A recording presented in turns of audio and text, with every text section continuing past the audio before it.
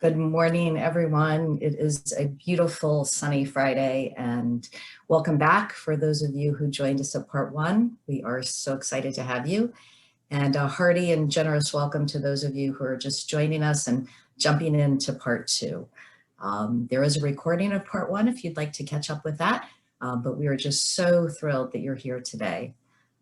It's a gorgeous day outside, and as I was just mentally kind of preparing for right now, I just paused, kind of like we did last week, and just noticed the sun shining, and was just very, very thankful for this opportunity to be with all of you.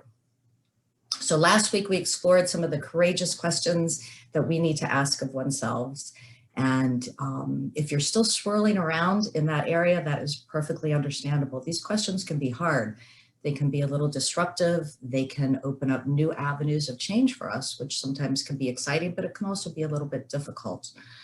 But truly, questions like this deserve time. So please do give yourself the generosity of time to think about it. And if you're still swirling in there, that's perfectly okay. And during this time, we invite you to add in comments, put stuff into the chat box. Trevor's going to be monitoring that, and he'll be drawing forth key themes that we'll address in the last 15 minutes. We really appreciate and thought about the comments that you put in there last week, and you might hear some of that woven into today as well. So please just drop them in, and we'll chat for about 45 minutes and then do a Q&A kind of thing at the last 15. So as we spoke about last time, the conversations with oneself must always come first. This is not an entirely linear business. It's not like some sort of a three-step program to enlightenment. We all know life is much messier than that. And the journey to one's true self, or I would prefer to say maybe truer self, because there's no true self, false self, there's adaptations. And what we're really looking to do in part one is get back to that truer self. And then today, look at how that truer self interacts with the truer self of others. And we're going to look at the issue of adaptation, because very often we adapt to what we need to, maybe in our family of origin. We adapt to what our boss needs. We adapt to what our partners need, what our friends need, what everybody else needs. And very often we can get lost in that. So we'd like to journey back to that. It can take a long time, but the closer we get to that true self or truer self, the more we'll be able to have satisfying relationships that are more honest, more loving, more humor filled too. And the more we'll be able to peel that image off the mirror, and as Derek Walcott talks about in that poem we read last week, Love After Love. And the more we can start to accept those other parts of ourselves, the psychological introjects as we call them, that we saw in the clip from Rocket Man, the better it is. And we come back to that wholer sense of self. And so rather than true or false or whole or not whole, let's go toward that fuller, wholer, the truer. Bruce Springsteen has a wonderful lyric in one of his songs from the 80s, I believe it was. And he says, when I look at myself, I don't see the man I wanted to be. I don't see the person I wanted to be. Somewhere along the line, I slipped off track. I'm caught moving one step up and two steps back. And isn't that like life in so many ways? You know, we move up, we step back, we move up, we're thinking, making progress, but it's not this thing. It's more of an up and down kind of thing. It's the trajectory. Where are we going on that trajectory? So that's where we're going for. And we're doing this together because it's more fun to stumble through life together than by oneself. And Jim, I'm sure that we've all fallen off the track from time to time, and we will probably continue to do that over and over again. But in a community like we're building right here, it's so nice to have people to comfort us and to help us get kind of back on track and a little closer to our truer selves. So as we expand the conversation today from looking inside and asking ourselves those courageous and sometimes difficult questions, and we expand it to inviting others into that conversation. So we're asking them, and they may also be asking us. So when you think about those relationships, let's try to think broadly. The relationships that you currently might have with people, with pets, with nature, with things that you love in life, and also those relationships maybe that were in the past, or perhaps relationships that you want to have moving forward. So instead of just being in the present moment when we talk about relationships today, we really want you to think broadly and engage all of those aspects of relationships that you have. There are many people sometimes when we talk with them, and they might have had a relationship with a hobby, a musical instrument, or painting that they used to do or something. And for one reason or another, life gets in the way, but they've lost that relationship. Nature, very, very important relationship. And again, maybe that's one that has grown in this time of pandemic, where nature is one of the safest places that we can be, or maybe you've disconnected from that. So as we explore all of these, think broadly, and always with a good sense of humor, always with some compassion and some forgiveness. These can be some difficult things to explore, but we'll do it together and we'll work through it together. Jim and I, when we were putting this together this week, we had some difficult moments with it too, because it forced us to think about some of our relationships, present, past, and future. And as you crack open that nut, sometimes it's you're not sure what you're going to find. So we're going to give you some practical aspects of how to do that. It came up last week, and how do we move from here to action. And there will be some practicalities, because we want to take this and really do something with it that makes a difference. And we'll be curious too, if you want to put in the chat, anything that you put into action last week, we'd love to hear about it. This inner work is so important too, as we talked about last time about projections. And Jeff Trollinger from Department of Wildlife Resources had mentioned in the chat last week, you know, that sometimes we can get so irritated at somebody else because they remind us of something about ourselves that we can't stand. And true to Jeff's style too, that would be a moment of tremendous humor when we're like really irritated at somebody. It's like, oh, who do they remind me of? Oh, me. Oh, shoot, that's what that looks like. And maybe it kind of reminds you of you, but it's just writ large that, and you're like, oh, I don't want to be that way. But you know, if you crack up with that, then you can actually then pull back a bit. So the key thing is, how do we open this conversation up without sparking unnecessary conflict, endless disappointment, the resumption of maybe a Cold War or an uncivil war in our life, or the sustaining of a relationship that's really fraught with only partial honesty. Not that we need to be so honest everywhere, but you know, that where we realize there's a level of kind of dishonesty because it's so partial. So let's explore the nature of relationships, and from there, the need and motivation to have these courageous conversations. The one thing that we really want to be super careful of, and we'll repeat this probably a couple of times, is in some of the work on courageous conversations, it's like, I want to have a courageous conversation. If someone comes into my office or my world and says, I need to have a courageous conversation with you, I want to run out the freaking window. You got to be kidding me. It was like the story Obama said when he heard, when he got his briefing on, you know, what was really going on in the world and the deep intelligence report. He said, thank God there were bars on the door, on the window, because I just want to jump out of them, you know, realizing the complexity of it all. So we're going to transition with a film clip from My Dinner with Andre. Wonderful film. It's a largely two-character film. It's a conversation. The interior scenes were filmed at the Jefferson Hotel right here in Richmond when it was being renovated a while back. The exterior was in Manhattan, as you'll see a little bit of. And they discussed things over time, over this 2-hour film. Andre Gregory is a great director and actor. Wallace Shawn from Princess Bride, you remember, probably an actor, playwright, kind of neurotic, kind of tense, and Andre Gregory is very dignified in his way. And they talk about tons of stuff. Andre has just come through this really rough time, and he's still going through it in his life, where his career was everything. He got wrapped up so in it, and then he was relationships in his life were breaking down, and he just began to question everything in his life. And he invites Wallace Shawn to dinner, and Wallace Shawn is like, oh, I don't know if I want to go to dinner with this guy. I've heard he's like having a bad time. And so he starts off really anxious in it. But at one point, Andre Gregory says to him, he says, Wally, I just had to put myself into a kind of training program to learn how to be a human being. I mean, what did I feel about anything? I didn't know. What kinds of things did I like? What kind of people did I really want to be with?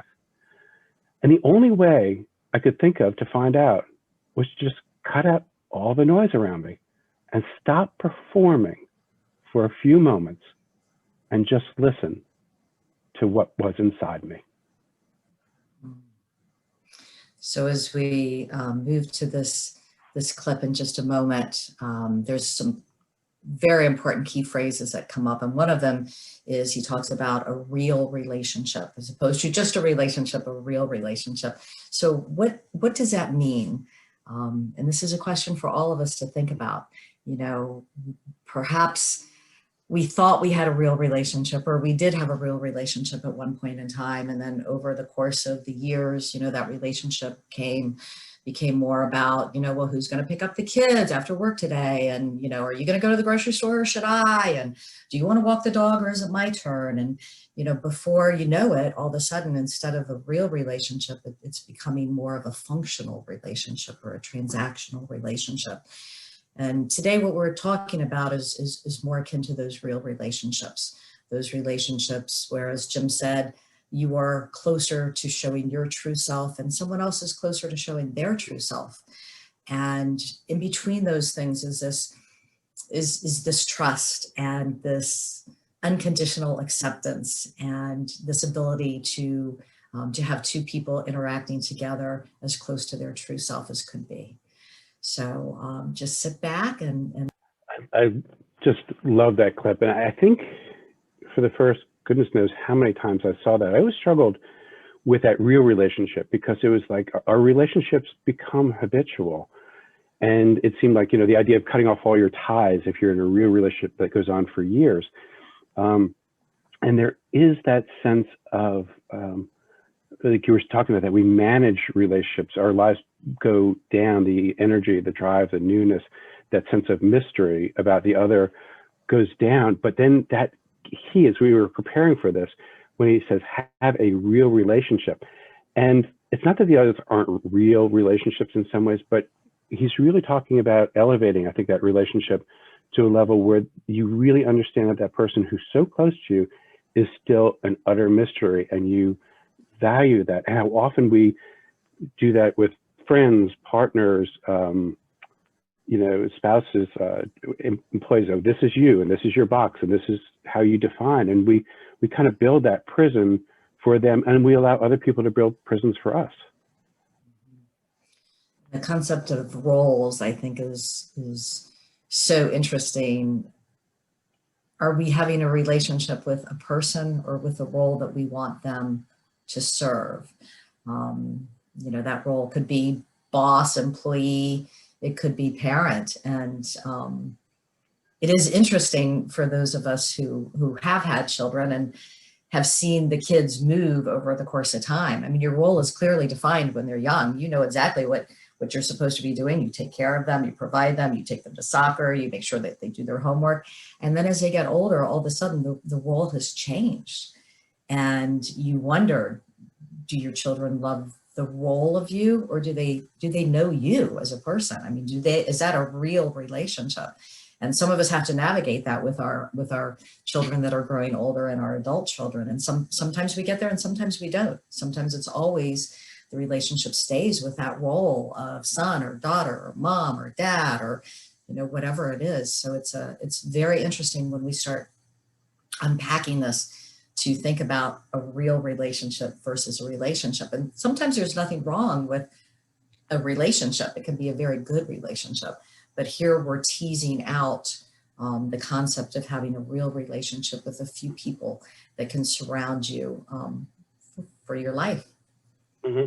And that surprise that people get. I remember Zinni talking about that when he was approached by a young man on deck, and he said to the general, he said, you know, you're the closest thing to a father I've ever had in my life. And Zinni talks about that sense of, you know, part of him wanted to just pull back, and I'm not your dad. And, you know, he's a person who could have put him in combat, but he realized he needed to expand his role and see himself in a new way as a result of it. I thought it was just such a beautiful story when he shares. I love that when he includes that in his BEI talk. But sometimes people ask us to go beyond our role. And that agency head we were talking with, who was at the hospital with an employee of his as his wife was going through surgery. It's like, that's not written in the job description, but that's a real relationship. That's somebody who's willing to be vulnerable. And that's like, you know, that makes such a huge difference. Those are the Powerful. things that matter in life, you know. Sometimes those one things can just make such a difference in your life.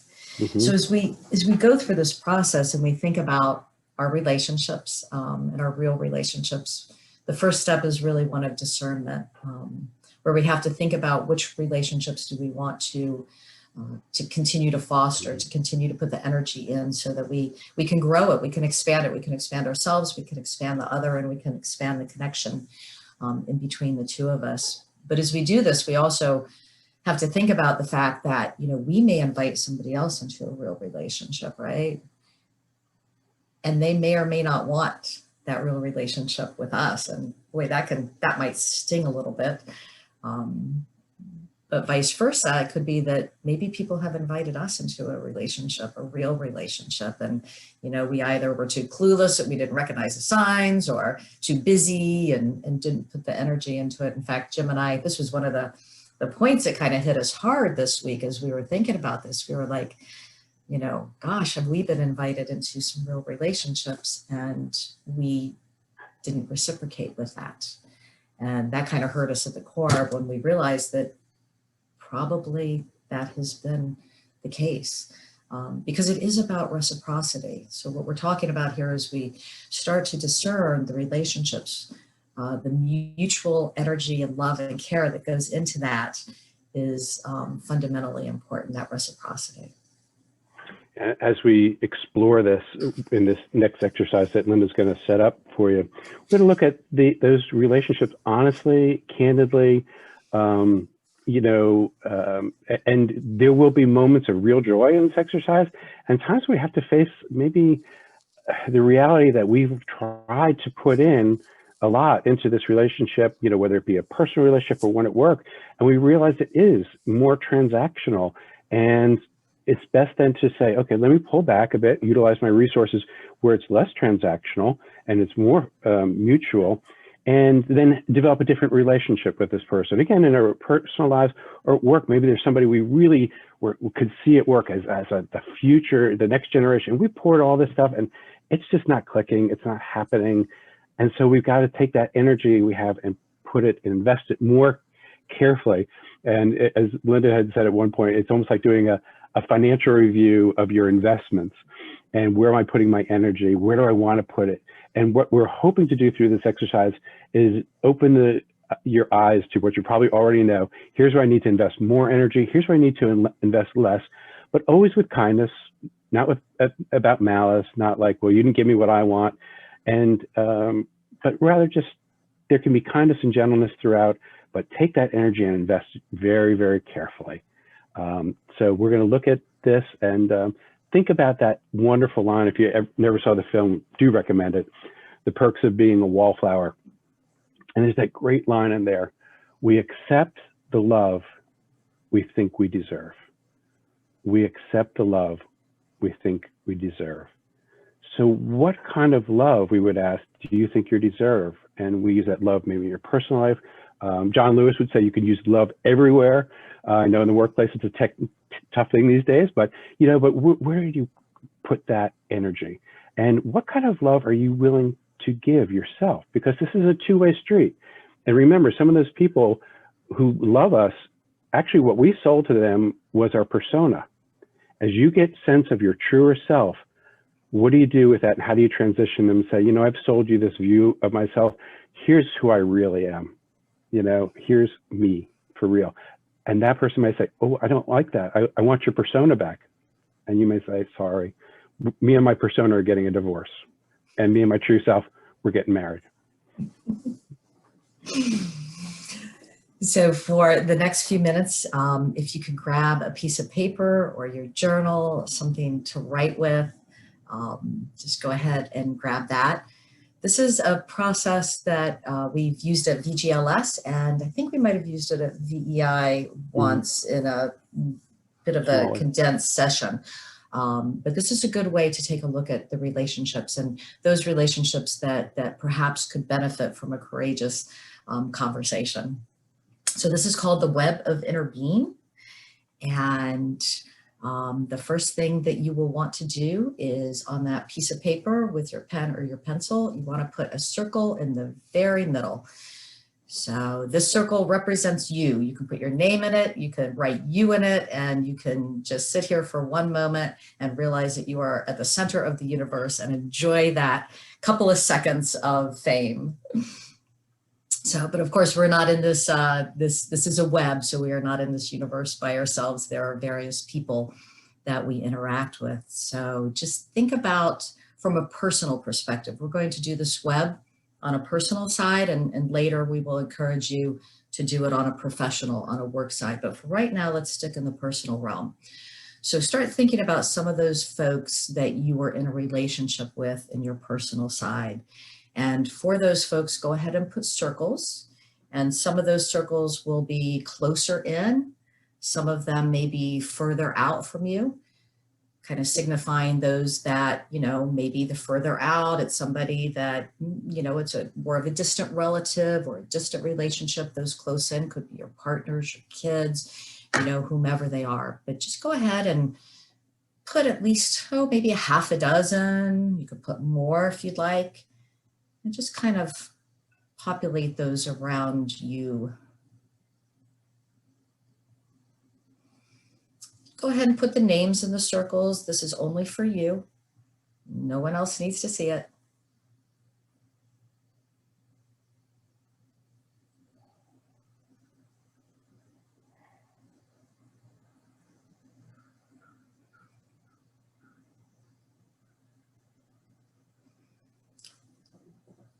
Now, as you examine the relationship in between you and another person in one of the circles, there's various types of relationships that we can have with those folks. For example, if you have a very close relationship, you've got that reciprocity that we talked about, that mutual exchange of trust and energy. The line in between you and that other person could be nice, it could be strong, it would be thick, representing, you know, that almost like that real relationship. You may have had your ups and downs and this and that, but you've been able to talk through them. You've been able to, you know, forgive, to love, to enjoy. And so that's a real solid relationship. And there could be some that you have more of a dotted line relationship with. This could be somebody that, you know, maybe you reach out, I don't know, a few times a year, you send them a text, hey, thinking about you, how you doing? Glad you're good, you know, and it's a relationship, but it's not nearly as strong as that first one that we talked about. It, in some ways, it could be almost more of a transactional relationship. You're keeping the relationship there, but you're not putting in the same amount of energy or receiving the same amount of energy as the first one that we talked about. And then you can have another relationship where it's a good relationship, but again, it's not as strong as the first one. It's more solid than the second one, but it's represented with a lighter line. And this could be a relationship that maybe you might want to strengthen. You know, maybe you do want this line to become thicker and darker like the first one that we talked about, but it's not there yet. It's just a lighter line. It's good, but it's lighter than the first one. Then we might have those relationships that, you know, it's just, it's there, but it's complicated, it's different, it's, you know, not as strong as the other ones, it's not as dotted, it's a thinner line, but, you know, it's had its kinks here and there, up and down, and represented by two different lines that show that there's an imbalance in between the two of them. So right here, there's the darker line indicating that one person is feeding that relationship with their love, with their energy, with their listening ear, with their invitation to that relationship, but it's not reciprocal. The thin line means that somebody isn't putting forth the same energy as the other one. And this could be either you putting more energy in or maybe you putting less energy in. So examine the nature of how that goes and think about, you know, in this case, if it's not reciprocal, do you want to give more? Do you want to step back from it? How do you want to handle that? And then there's those that truly are just really complicated. They could be built upon some pre-existing conflicts that were never resolved. They're still out there. You kind of move forward, but it's still nagging at the back of your head. Maybe there were some starts and stops, could be fraught with some jealousy, some envy, some competitiveness. But if somebody asked you, what is this relationship like? You'd say, it's just darn complicated. And in those, you would represent the line with like a squiggle. And then there could be some relationships that at one point in time were good relationships, but something's happened. There's been a breakdown in communication. Maybe you got busy with other things and nobody's putting the energy into that relationship. There could be a variety of reasons, but the relationship is currently broken. So the line started, but now it's stopped and it's not connected in between you and the other person. So these are just various representations of how the relationships might flow in between you and another.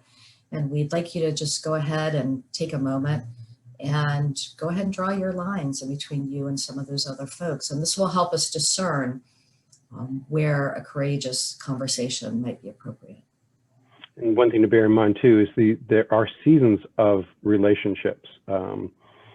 And what we're looking to do is just map where it is now. So as Linda was talking about those different things, you might have started off in that strong line and then found, oh, it's a little distance here, and then lack of, mutuality, and then complex. But where is it today?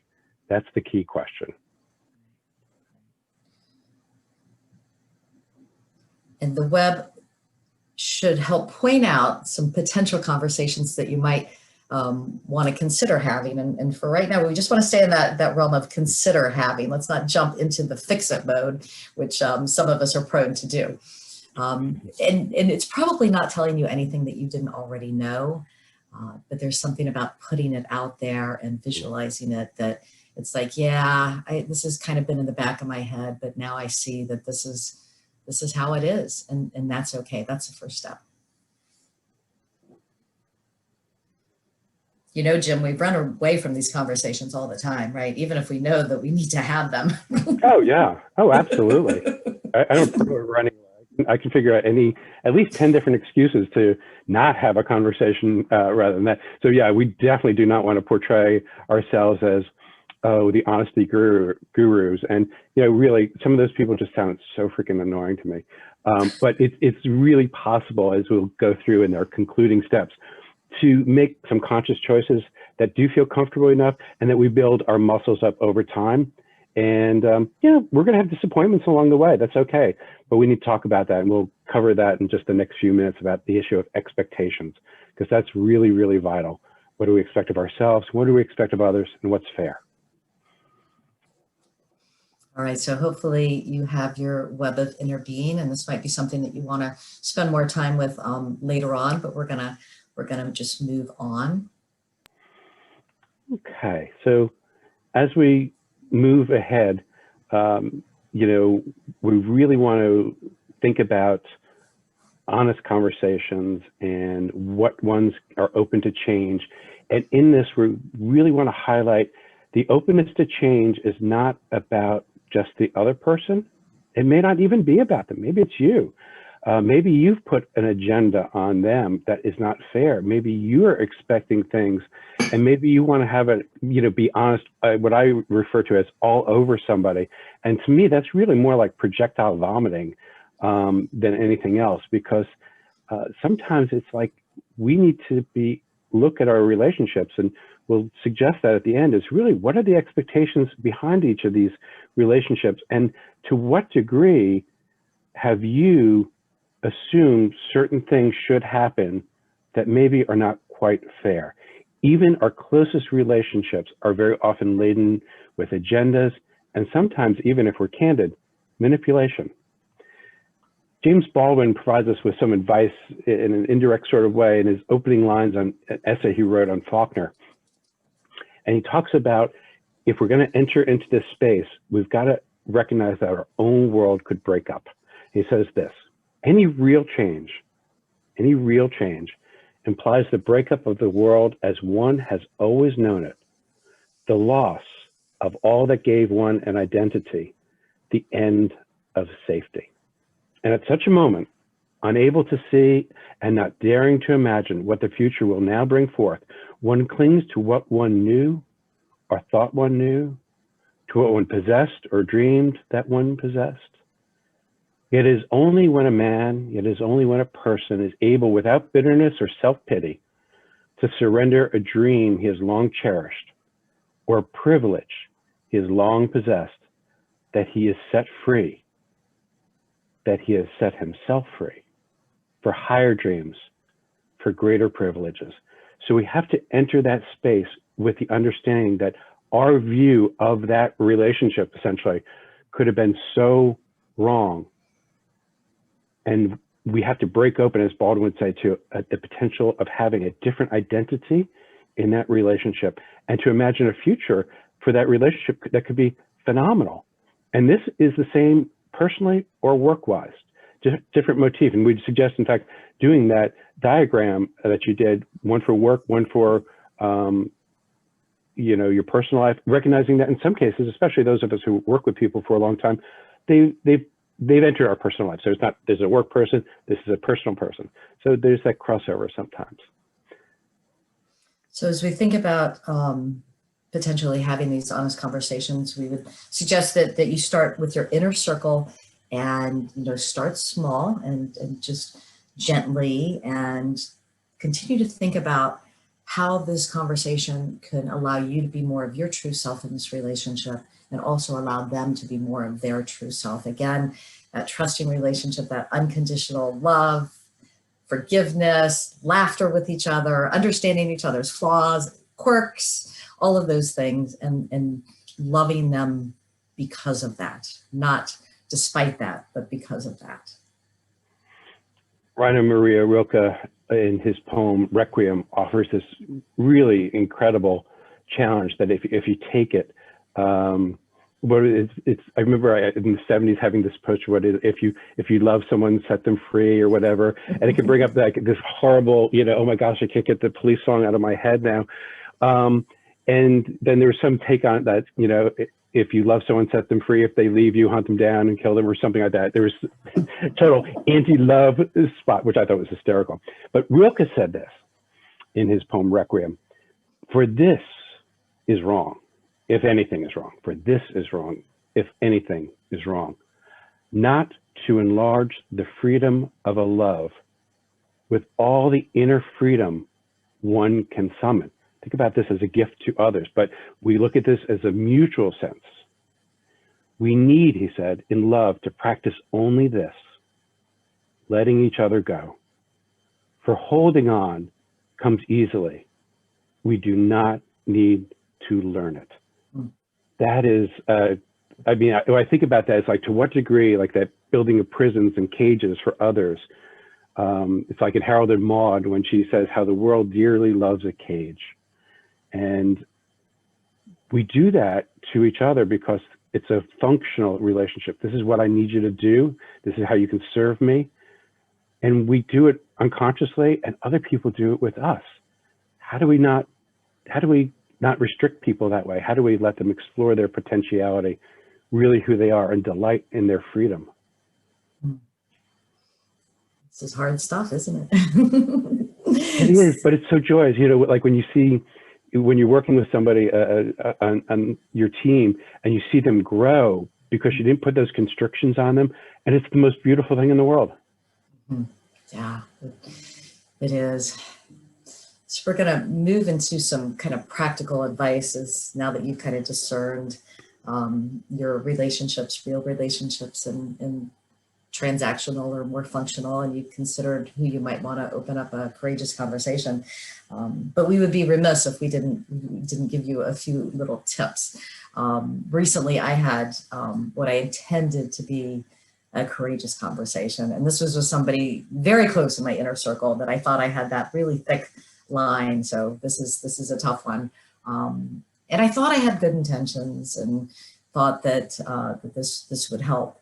And it didn't go that well for many reasons, which we'll go through some of them. But I remember I was debriefing it with Jim, and Jim said, you know, he said, He said, it wasn't what you said, and it wasn't how you said it. There was a fundamental mistake, and it was timing. You said it at the wrong time. So as we think about having these conversations, we do need to do a little bit of kind of pre-game planning on that. Because again, this is an invitation to a conversation, and does this person even know that that's going to happen? Is it the right time? You know, is a conversation going to fall on fertile ground, or is it going to be met with defensiveness? So those are things that we really would be mindful to consider before we just open up the door and have that courageous conversation. So here's our 6 practical tips for those of you who love practical stuff. And it's true, because we need to move from the idea to the practice of this. And again, not easily done in 3 weeks, it takes time. So, and they are A, B, C, D, E, F for memory. The first one is the fun one, affirm. Determine who's already in your true circle. You know, even if there are little glitches there that can be fixed, these are relationships that tend to be filled with mutuality, honesty, understanding, freedom, love of each other's true selves, quirkiness, your strangeness, and this friend or partner or colleague, whoever it is, just really loves who you are with all your flaws and faults, and you love them the same way. And, you know, what can you do this week just to send that note of affirmation, just to say, I am so glad you're in my life, and you accept me for who I am, and I love you for who you are.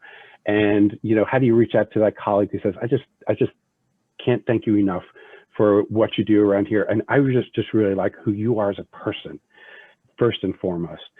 If it's somebody who's a little distant from you, maybe drop them a line, you know, drop them a text or an email, or call them up and just say, hey, just been missing you and just been thinking about you. And anyway, I just wanted to touch base and see how you're doing. Second one, beckon, B for beckon. Determine who you want to invite or beckon into your true circle, knowing that this invitation, as Linda was saying earlier, could be rejected, which stings, that hurts. You know, it's like, I really want you to be part of my life. And they may say, I like it just the way it is. It's cool. And it might have to be a bit like in The Little Prince, when he has the fox schools the Little Prince on how to have the relationship. And basically, you will come every day at the same time. And that way, before you come, I will be excited and happy knowing that you're coming. So we build a slow, steady relationship with care and consistency, building a bridge or rebuilding a bridge, not too fast, but reliably. C is for consider. This is a little tougher. Consider what relationships you would have wanted to put in the inner circle, but you realize that they're more functional. They're not really mutual. They may be good, and that's good, but you might have to reevaluate how much energy you put into them. This is a loss. This is a part where you might just grow a little sad, but think of the opportunity of, I'm going to take this energy into me. I'm going to leave, as a friend of mine says, I'm going to leave the door open, but I'm not going to keep checking to see if they're there. They know where I am. They've got my number, and they can check, but the door is open. In other words, I'm not slamming the door in anger. And you take that energy and say, I've got this energy now. Where do I put this wonderful energy that I can give to a relationship? And again, parallel, this could be employee. Where do I take this mentoring relationship and give this to this employee? And D is for decide. Decide that it may be okay to have a small art relationship with some people. You may have a neighbor that you see, you know, half a dozen times a year, and you wave and you have a great conversation. The dogs get together and they play, and you know that calls for joyous moments throughout the day or the week, and that's absolutely fine. So it's okay to keep some of those relationships but then decide if there's other relationships where, as Jim said, you maybe want to transfer some energy and put some more energy into that. So the web can be very helpful in that process. E, expectation review. This is a real important one. Do ask yourself, are you expecting too much out of this person? Kind of as we talked about with the role or the persona. Are you expecting them to be this persona that maybe you've super inflated? You know, oh, they're going to be my best friend. They're going to be my partner. They're going to satisfy all of my needs. They're going to do this.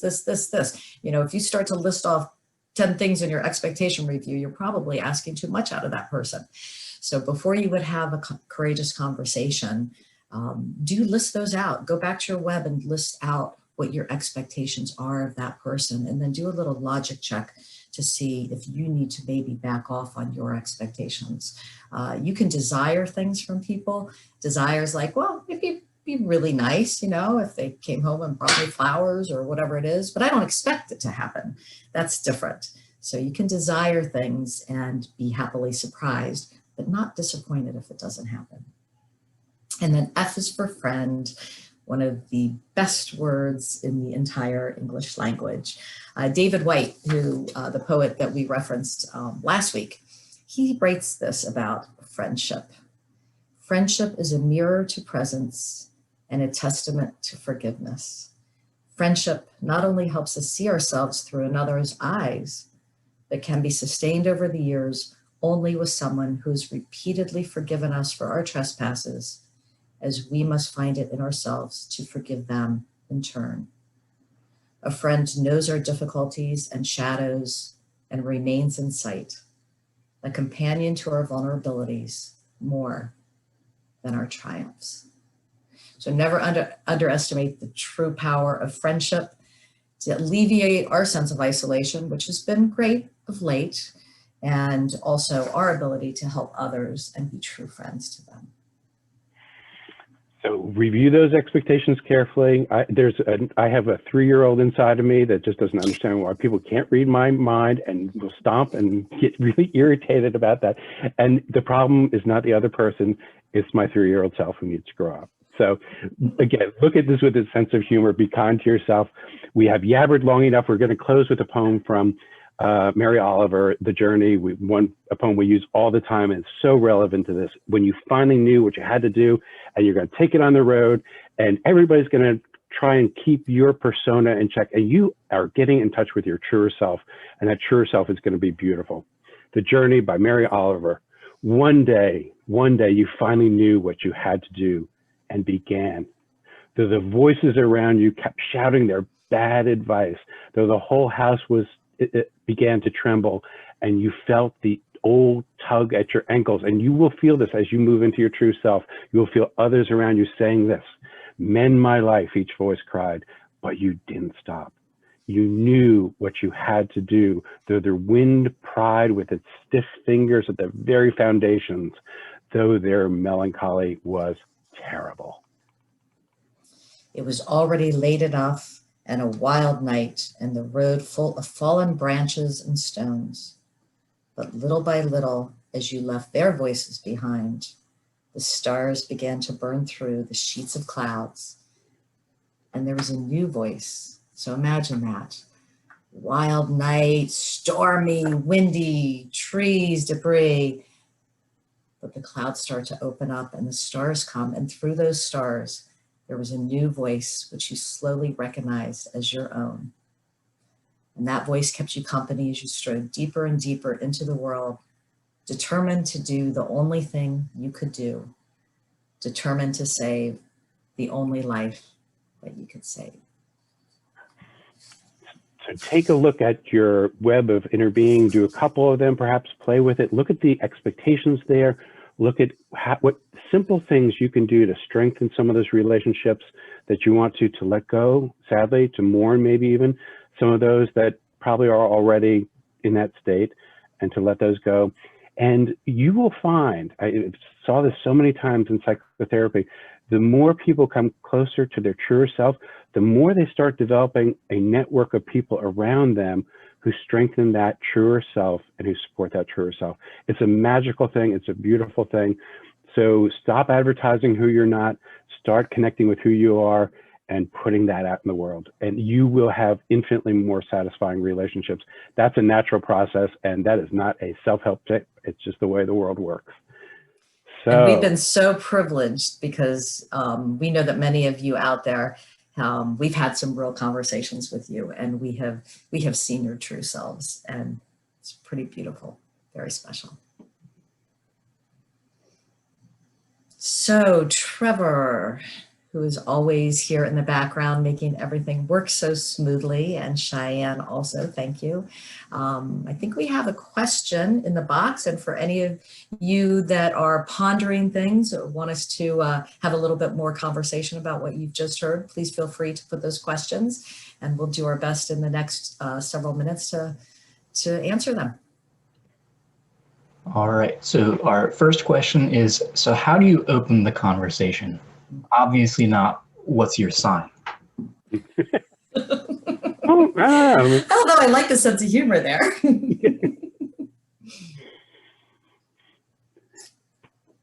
I think, it depends. For, asking an introvert how to start the conversation is a really bad idea. But if you think about establishing a conversation with someone and building that conversation, it's always, Dale Carnegie, quite frankly, had it right. You show interest in other people. You show interest in who they are and what they're thinking. And you don't want to be the creepy person I sometimes try and avoid on the dog walk, who would love to have a conversation, and I'm on the phone, actually not really on the phone, but I'm talking as if I'm on the phone, because there are people in our lives we just kind of want to avoid. So you really have to develop an interest in others. As was said, I'm blanking on who it was, one of the famous business folks, if you want to be interesting, be interested. Be interested in someone other than yourself. It is amazing how much people will feel energized by that attention, by your curiosity about them. And if it's more of a mutual thing, they will turn that around and say, and how about you? What about this? And back and forth. And also sometimes perhaps, learning from my mistake on the timing, setting the stage a little bit for that conversation, say, I've been thinking through some things, and I realize that these things might affect you as well. And I'd just like to find some time when we can sit down and we can talk about these things together, because I'm really interested in how they might affect you. And I want to make sure that we're both growing through these things. And I also really appreciate your advice and your counsel.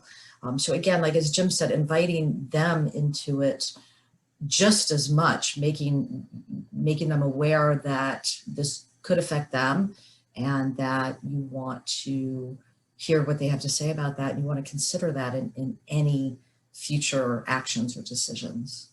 Mm-hmm. I think for those of you who are thinking too, how do I have these conversations with, a team member? Sometimes if it's genuine and truly honest, to take them aside and say, if they don't seem to be engaged as much as they were, to say, I want to know if you're happy here. It seems like you're not as engaged or as happy. And I remember you used to be really all about this stuff, but I wonder if there's something I can do to help get that spark back in you. And I really want to be here and assist with you. And that might be a 3-part conversation in of itself, because you might need to give them time to think it over. And what you're really saying is, I'm noticing you, I see you, and I understand I'm thinking about what your concerns might be.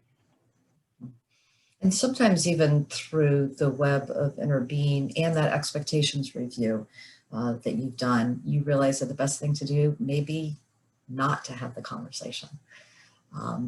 But you spent time processing that, you've spent time reflecting that, maybe you've tempered your own expectations, maybe you've made that decision that the relationship is perfectly fine the way it is. So there's a lot to think about before we even venture into that possibility of conversation. Trevor? All right, we have another question. If you determine that relationships really are strained or distant, and while important to you, may not be on the radar for them, do you even need to have the conversation, or is it appropriate to let it die by the wayside? That is such a good conversation. That's the part where the regret, the sadness, and for a little while, the despair might need to seep in for a bit. And we kind of have to recognize that relationship is ended. You know, of course, if you make appropriate steps toward it, to rebuilding, you realize the energy is not coming back in any way, size, shape, or form. We have to recognize it's passing, mourn it, maybe, you know, go through some symbolic letting go. But you have to look, if you're putting all that energy in and it's not coming back to you at all, you deserve better. And have you been accepting, in a sense, the love you deserve? And you need to kind of gather that love you put in, bring it back to you, and say, okay, this is very precious, and I need to invest this in someone who can say, wow, this is beautiful. I love this. And that does involve mourning. And if you don't give it time to mourning, or if you keep pursuing, you will find yourself with less energy for what's over the hill that you can't even see right now. And eventually resentment, probably too, because you're pouring this energy into it and you're getting nothing back. So eventually that, you might turn on that relationship yourself. I have been in a position though before, several times, where there has been a break in the relationship or a strain in the relationship, and I feel like I'm putting more energy in and not receiving it. But it's the other person, there's been a preoccupation, should I say, whether they are preoccupied with, raising a family or taking care of elder parents, or, putting their energy into their job. And I've had to ask myself sometimes, okay, or maybe we're just on pause, right? It's not, I'm still going to pull back a little bit, but I think there's still a hope that this relationship can pick itself back up in the future. So something else just to consider, is there something else going on in this person's life that is really taking their energy away? It's not that they don't want to reciprocate it, but they just feel like they have a limited amount, and there's something else really important that is preoccupying them. I think we have time for one more question, Trevor. All right. So someone asks, how do you approach the conversation again if it has failed or turned sour in the past? Great question. And there's no easy answer, of course, to this, but there is that sense, I think, of do the expectation review. What am I expecting of this person? Am I expecting too much? Am I being too needy? Am I demanding too much, even though I'm not trying to? What is their reluctance? How do they sour that relationship in terms of what you've gotten back? The other thing is, sometimes it's okay to be, like what Linda was saying, pause, and you can still be a constant presence in that person's life, just a quiet presence in the background maybe, or hold them just in your mind so that there's not that cutoff or break. And then, be careful with what you're asking. And that's why The Little Prince shows, I think that example with the fox toward the end of the book is so important. Your presence is there, but you're not overwhelming. And there's always that risk of, I want to be present, but am I being too present? And, getting that balance. It also may be time to say, I've had this before, it doesn't work. I need to diminish my expectations. Can I live with that? Does that work for me? If it doesn't work for me, then I've got to pursue what other actions do I take. And this can be even with a loved one in our house. And it could be, I just need to turn the expectation meter down and maybe arrive at this level of happiness, but I need to find happiness in other places in my life, to balance it all. So we've come to the end of our time. We certainly hope that we've given you something to think about and ponder, and we would suggest that you revisit your web of inner being in between now and next Friday. And we certainly hope you can join us again next Friday for our final. And also do that web of inner being from your work perspective, and see where you might be able to think about potentially having some courageous conversations. What we know is that conflict is hard for most of us. We will do anything we can to avoid it, run away from it, or sometimes we embellish it and we do it poorly. So this is just a good way of saying maybe there are some conversations that could potentially grow your relationship with a colleague, somebody that you work with. And we're here to help you with that and think through that together.